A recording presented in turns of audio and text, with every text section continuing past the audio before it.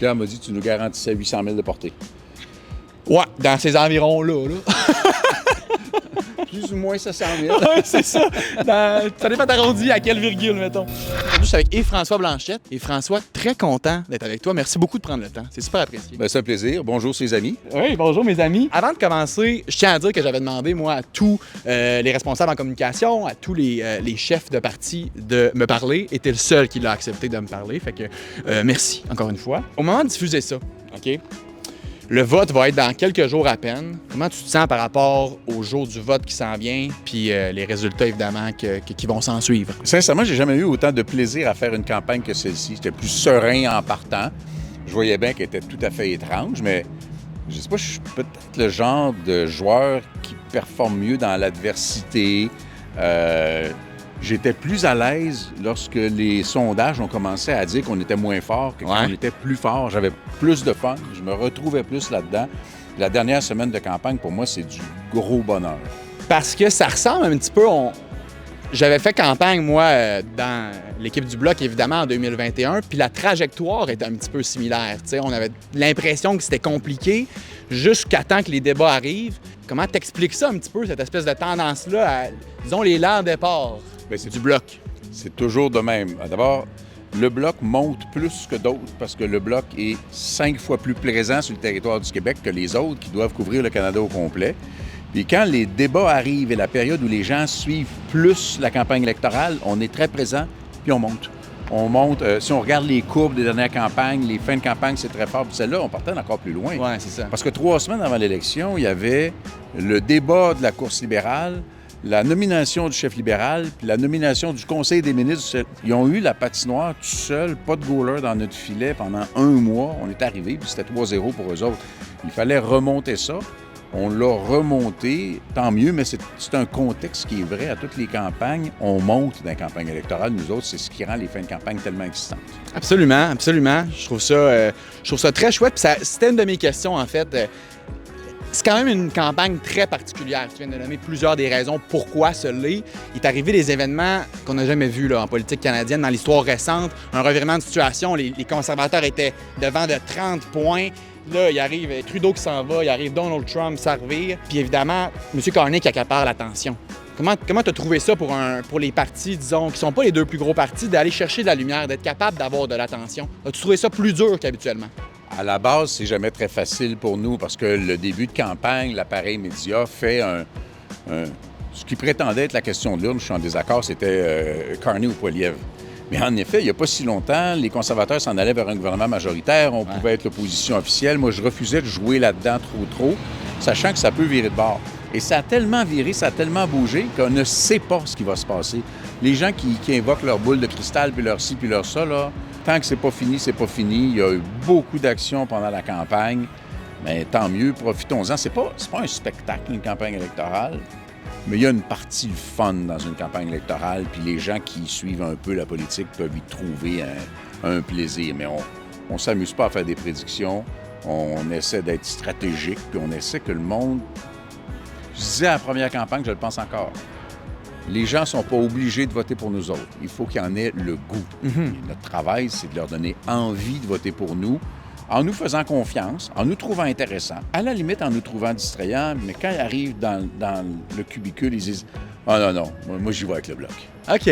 Le commentaire et la question que je me fais poser le plus souvent, à quoi ça sert le Bloc? Pourquoi je voterais pour le Bloc s'ils n'ont aucune chance d'être élus? Le Bloc, simplement, qu'est-ce que ça fait à Ottawa? Le Bloc québécois a empêché un gouvernement majoritaire qui aurait nu au Québec en 2019. Le Bloc québécois a empêché un gouvernement majoritaire qui aurait nu au Québec en 2021. Le Bloc québécois a fait avancer des projets de loi, des motions, des prises de position pendant 6 ans maintenant, depuis que moi je suis arrivé. Il y avait eu la grande époque de Lucien Bouchard puis de Gilles Duceppe, bien sûr, auparavant. Ouais. On a une utilité dans le parlementarisme qui fait mal pareil de ceux qui disent que le Bloc est inutile, parce que si dans l'opposition, tu es inutile, puis on n'est pas que dans l'opposition, on fait des propositions, on les met au jeu, puis on réussit à en faire passer. Ben oui. Si tu es inutile dans l'opposition, le NPD n'a jamais été utile, les conservateurs sont inutiles depuis 10 ans, puis les libéraux vont redevenir inutiles à un moment donné. Les gens élisent pas un premier ministre, les gens élisent des députés. L'addition des députés c'est ça qui exerce le pouvoir dans le Parlement fédéral comme dans celui de Québec. Donc, on a une utilité d'être les seuls qui vont parler pour les différences économiques du Québec, que ce soit l'aluminium ou la forêt. C'est ça, on a trop tendance à oublier le travail parlementaire, dans le fond. Oui, puis il n'y a personne qui va parler pour la différence économique du Québec ou la différence linguistique ou des valeurs ou du modèle d'immigration ou ce qu'on est de pas pareil comme les autres. S'il n'y a pas le Bloc québécois, ils vont travailler fort, fort, fort pour réaliser leur fantasme, c'est que les Québécois soient des Canadiens comme les autres. C'est ça. Quand c'est bon pour le Québec, vous allez voter pour, c'est ce que tu répètes généralement. Puis on essaie d'améliorer. Quand ça ne l'est pas d'emblée, des fois ça marche. Ouais. On dit, on n'est pas d'accord avec ça. On fait des propositions, on réussit à les faire adopter, puis ça sort un projet de loi qui va être plus utile à l'intérêt du Québec. Tant mieux. À un moment donné, on va prendre la décision au Québec de recommencer fortement à réfléchir à la souveraineté, mais dans l'intervalle, il ne faut pas se faire mal à tous les jours en ayant un Parlement fédéral qui va nous nuire. Oui. OK. Super intéressant. Donald Trump, on en a parlé déjà un petit peu, ça accapare beaucoup d'attention, ça a complètement changé la dynamique de la campagne. Comment tu vois ton rôle, à toi et François Blanchette, mais évidemment à ton équipe, au Bloc, dans d'éventuelles négociations avec M. Trump? Parce qu'évidemment, ça risque pas d'être toi qui va être assis à la table. Comment tu vois ton rôle à ce niveau-là? Ça, c'est assez fascinant parce qu'on nous parle de ça comme si c'était Mark Carney qui va aller s'asseoir en avant de Donald Trump puis qui vont dire « OK, on commence par la page 125 ». C'est des gros comités de négociation, c'est beaucoup de gens qui devraient représenter, parce que c'est pas une économie canadienne, c'est 13 économies canadiennes. Ça devrait être beaucoup de gens qui sont là. Et le rôle du Parlement, c'est de s'assurer que la négociation va servir tout le monde. Ouais. Parce qu'à l'heure actuelle, quand c'est l'Ontario qui est en jeu puis l'automobile qui est en jeu, les milliards sortent. Mais quand c'est des morceaux de l'économie québécoise qui sont en jeu, les grillons. La forêt québécoise a payé en tarifs illégaux aux États-Unis depuis 2017 2 milliards de dollars. La forêt canadienne au complet, 10 milliards de dollars. Il y a une démangeaison pour l'industrie automobile, 2 milliards qui sortent instantanément. Les tarifs sont en bonne partie réservés pour l'industrie automobile de l'Ontario. Puis parce que Donald Trump a ciblé expressément les minéraux du Québec, l'aluminium du Québec, la forêt du Québec, la culture du Québec, la gestion de l'œuvre du Québec, il y a une tentation forte. Lui, il ne sait pas que c'est au Québec. Il fait juste dire, moi, pour mes électeurs, il faut que je fasse ça. Il y a une tentation forte que pour protéger l'Ontario, le gouvernement canadien, qui ne sera pas surveillé de proche par le Bloc, sacrifie des morceaux de l'économie du Québec. C'est ça, parce qu'ils disent qu'ils vont la protéger, la gestion de l'offre, mais on s'entend, toi et moi, que quand Donald Trump va lui mettre son poing sur la table et dire « Moi, c'est la gestion de l'offre que je veux », eux, ils disent ça sera pas sur la table. Mais c'est parce que tu décides pas ce qui va sur la table. T'es dans une négociation, le gars en face, il dit « Moi, je veux parler de ça. » T'es pas pour dire « Ah, je retourne chez ma mère. » Il va falloir que tu en parles de ce qui va être amené. Puis la gestion de l'offre, ils n'ont jamais sacrifié le principe, ils ont juste lâché des morceaux. Oui, c'est ça. Puis les morceaux, en fait, la partie du haut, mais c'est le profit, c'est la marge pour les investissements des entreprises qui protègent le modèle québécois. C'est pareil en langue puis en culture, c'est pareil dans, prenez les minéraux. Le Québec a, le Saguenay-Lac-Saint-Jean, a les plus importantes réserves de phosphate propre, donc pas, à peine caricaturé, pas radioactif parce que selon les traitements, ça l'est. En Amérique du Nord. Bien, pour nous, c'est extrêmement important, mais par exemple, quand Donald Trump a voulu faire une entente, un deal avec l'Ukraine, il a commencé par dire « Donnez-moi vos minéraux stratégiques. » La moitié de vos minéraux stratégiques. Là, je me suis dit « OK, pour le Québec, c'est pas une bonne nouvelle qu'ils travaillent comme ça. » Donc, il faut que quelqu'un ait d'abord une bonne lecture économique, un plan économique. Je mets le monde au défi d'aller vérifier, là, incluant les économistes. On a été les premiers, à la limite les seuls, à dire « OK, nous autres, là, je pense que ce qu'il faut faire, c'est un programme comparable à la subvention salariale, donner accès à des liquidités transitoires aux entreprises, c'est travailler la productivité, les nouveaux marchés d'exportation, la transformation sur le territoire, la recherche et le développement, la préservation du pouvoir d'achat des particuliers pour traverser une crise durant laquelle ça va nous coûter plus cher, mais être en position de ressortir de la crise, revenir vraiment en surplus pour rééquilibrer le budget. C'est comme ça qu'on est supposé travailler. Oui, c'est ça. Là, les cadres budgétaires sont sortis. J'aurais beaucoup de commentaires à faire là-dessus, mais on va poursuivre plus au niveau de la souveraineté. T'sais, le Bloc québécois, c'est foncièrement votre article numéro 1. Le Québec pays. Un jeune de 25, 24, 23, 18 ans qui se demande qu'est-ce que ça mange en hiver, la souveraineté. C'est quoi d'abord? Des fois, souvent, ils n'en ont pas entendu parler. Pourquoi le Québec de demain serait mieux souverain? Tous les pays du monde qu'on reconnaît comme des pays aujourd'hui sont souverains. C'est la normalité d'une nation qui dit « Bien, je vais prendre mes propres décisions ». Il y a un peu plus de 60 ans, les Québécois, c'était des Canadiens français qui possédaient pas les entreprises puis qui étaient sur le payroll des Anglais. En 60 ans, beaucoup autour de la nationalisation de l'hydroélectricité par René Lévesque, on a créé un État moderne, innovant, avec un réseau d'universités partout au Québec, avec des PME partout au Québec. Une richesse qui nous a amenés parmi les 25 États les plus riches au monde. En 60 ans, on est passé de l'avant-dernier en termes de scolarisation à parmi les très forts en termes de scolarisation. On a prouvé qu'on était capable et, à l'heure actuelle, on envoie l'argent de notre innovation, de notre énergie propre, de notre potentiel de développement. On envoie des milliards, littéralement là, des milliards de dollars par année pour le développement du pétrole de l'Ouest qui ne servira pas l'économie du Québec d'aucune façon. Et ça, on pourrait en parler pendant longtemps, juste du pétrole de l'Ouest, parce que c'est la grande arnaque de la campagne, puis c'est la trahison des jeunes.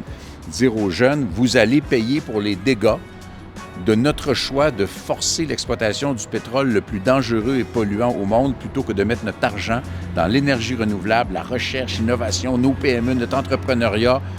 On nous force à donner notre argent à l'économie des autres plutôt que de travailler sur notre propre économie. En plus de notre différence de langue, de valeur, de modèle d'immigration, c'est la normalité et on devra recommencer à parler de ça. Il faut laisser la négociation commerciale en arrière de nous pour que l'élection de 2026 à Québec soit un débat ouvert sur l'avenir du Québec sans l'épée de Damoclès de Donald Trump. Sur le long terme. Sur le long terme. On va y aller avec des petites questions en rafale, si ça te va. Quelque chose de plus léger. On essaye ça. On essaye ça. Je vais aller chercher le chandail du Canadien. C'est bon? Donne-moi 2 secondes. Lequel tu veux, Price ou Caulfield? OK, c'était amené, j'avais le mien. Ah non, Caulfield. Caulfield signé, hein? C'est pas mon joueur préféré, mais il est dans mon top 3, mettons. Ben oui, écoute, là, c'est sûr que là, il y a... Moi, c'est Suzuki, là. Ah oui, c'est un Mais petit... avec la même fascination soudaine pour Hudson.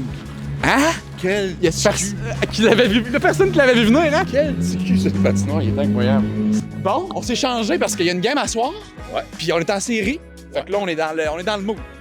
On est dedans. On est des fans du Canadien. Faut vouloir, là. Puis là, j'ai même... Ouais, regarde. On va passer le bon chandail. Ouais, c'est ça. Même si j'ai une préférence pour Suzuki. Ah, OK. Ben, on va y faire passer le message. Mon préféré du Canadien, c'est Martin Saint-Louis. Il est le fun, hein? Il a reconstruit, ça a été dur, il s'est fait critiquer jusqu'à ce que l'équipe se mette à gagner au milieu de la saison. C'est un Québécois qui a reconstruit le Canadien de Montréal puis qui, là, nous fait rêver. Qui a ramené la fierté, hein? C'est magnifique. Qui a ramené la fierté, je suis bien d'accord. Canadien, gagne-tu la série contre les Capitals?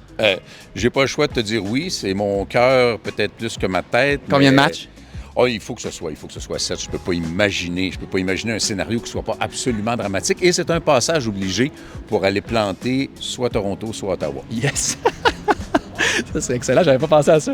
Ta plus grande qualité? J'ai envie de dire, parce qu'on est dans une élection, la franchise, parce que les points de presse, les entrevues, je réponds ce que je pense être vrai. Plus grand défaut? Ben, peut-être de cochon, mais pas souvent. On se connaît un peu, je vois pas de quoi tu parles. La poutine, la meilleure poutine est à Warwick ou à Victoriaville? Ni l'un ni l'autre, parce que la poutine vient de Drummondville, évidemment. C'était un test. Mais la meilleure, je triche, parce que moi, j'adore ça avec du bœuf haché. Je sais que c'est parce que je suis trop carnivore. C'est où qui en font du bœuf haché? N'importe où. Ils font tout ça maintenant. Puis le meilleur fromage, je disais, de Saint-Guillaume, ça va être à côté d'où je viens. Ben oui. Le maire, tu sais. Ben oui. Mon coloc, moi, c'est un gars de Drummond. Moi, tous mes amis, c'est du monde de Drummond. Fait que je connais bien la place. C'est bon pour toi, ça. Tu vas bien progresser dans la vie. Tu vois que ça a une belle influence sur moi, regarde comment Un autre politicien que tu as croisé au courant de ta carrière, puis en le voyant, t'as fait « Wow! Wow! Quel politicien fantastique, quel naturel! » Écoute, j'ai été très influencé par plusieurs, mais j'ai à peine croisé M. Lévesque. J'ai travaillé avec M. Parizeau, ça peut pas être plus impressionnant que ça. Mais il n'y a pas de politicien... auquel je m'identifie. J'ai pas d'idole, j'aimerais ça être comme. J'ai eu la chance de croiser Bourgault, j'ai eu la chance de travailler plus ou moins proche avec beaucoup, évidemment, Mme Marois, j'ai rencontré M. Landry. J'avais de la misère à faire un choix. Clinton aux États-Unis comme orateur chaleureux et charismatique, c'est incroyable. Je l'ai vu une fois en personne, c'est incroyable. Obama pour la machine intellectuelle, les messages rentrent de façon absolument extraordinaire. Puis à travers l'histoire, il y a des grands chefs d'État qui sont inspirants. Un mot pour décrire les politiciens suivants, OK? En rafale, un seul mot. Pauline Marois. Noblesse engagée. Justin Trudeau. Superficiel, mais sympathique. Jack Meeting. Peu pertinent au Québec. François Legault. Ambitieux, qui a eu le succès qu'il voulait. Mark Carney. Inconnu. Pierre Poilievre. Dogmatique. Bernard Drinville. Intéressant collègue. Je sais pas si tu attendais. J'étais comme, tu peux dire n'importe quoi. Hein? First, c'est du montage. Là, Bernard est supposé être content parce que sa démarche pour les écoles, même si c'est pas ce qu'on avait en tête à l'époque, ça a tellement évolué puis tellement mal évolué que ce qu'il est en train de faire, incluant potentiellement au niveau des services de garde, c'est malheureusement essentiel. On est en train de l'échapper complètement. On est en train de laisser nos écoles devenir des repères de radicalisation ou de criminalité. Ouais. Moi, si Bernard a besoin de mon aide, celle-là, moi, être là. C'est comme s'il était revenu, hein? C'est comme si la vie politique a fait bien les choses, puis il est revenu dans ses souliers, dans les dossiers de laïcité, comme par la force des là, choses. Je pense que tu le connais mieux que moi. Ouais. S'il y a quelqu'un qui revient tout le temps, c'est bien Bernard. Oui. C'est comme, t'essaies de le tasser, puis il revient tout le temps. Hein? J'ai jamais essayé de le tasser, mais il est toujours revenu. Et dernière question, j'ai... C'est ça, la fin qu'il faut qu'il revienne, il faut qu'il revienne à la souveraineté. Ben ça, on va devoir en parler, toi, moi, puis lui ensemble, pour régler ça. Quand tu veux, on va régler Mettre ça au clair. C'est bon. Dernière question, j'ai vu ton entretien avec Hugo Girard dans lequel tu dis que tu es un gars qui s'entraîne depuis longtemps. Ben la question que tout le monde veut savoir après ça... Tout le monde, je suis sûr. Oui, tout le monde veut savoir, c'est combien tu benches? Ah, je benche plus beaucoup. Honnêtement, j'ai arrêté de viser le plus gros poids possible. T'sais, à l'époque, je pouvais bencher un peu plus que 250. Je faisais des squats avec 400 livres. Oh! Mais Wow! l'ossature humaine n'est pas faite pour jouer à ça. Fait que pour l'instant, je me débrouille bien. Là. On fait tous pareil, hein? Je ferai le 200 livres pour des séries assez importantes OK. pour l'instant, mais je suis en train de me remettre dedans. Mais je veux pas me blesser. Je veux plus retourner au risque de me blesser. Puis là, tu t'entraînes pas pendant 3 semaines. Bon, ben c'est super apprécié, François, que tu aies pris le temps. Je vais te le dire, là, super agréable. Je vais te souhaiter bonne chance pour le jour fatidique, pour le jour du vote. Toujours un grand plaisir de croiser l'équipe aussi. Je vais te dire bravo à toute ton équipe, là, à Josh, Joanie. C'est important là, pour moi de parler aussi des gens qui sont en coulisses dans tout ça. Là. Il y a beaucoup de gens qui t'entourent. Il y a beaucoup de gens, puis c'est vrai pour le Bloc, c'est vrai pour tous les autres partis. Fait que je vais dire bravo et merci à tous les employés politiques à travers le Québec, à travers le Canada, qui donnent un peu d'eux autres pour qu'on ait un système démocratique qui est bien huilé. Puis Dieu sait qu'en ces journées parfois sombres, c'est important d'avoir une machine démocratique de cette sorte-là, de cette nature-là. Envoie tes auditeurs voter, c'est important. Absolument, on fait ça. Merci beaucoup. Super apprécié. Plaisir, bonne fin de campagne.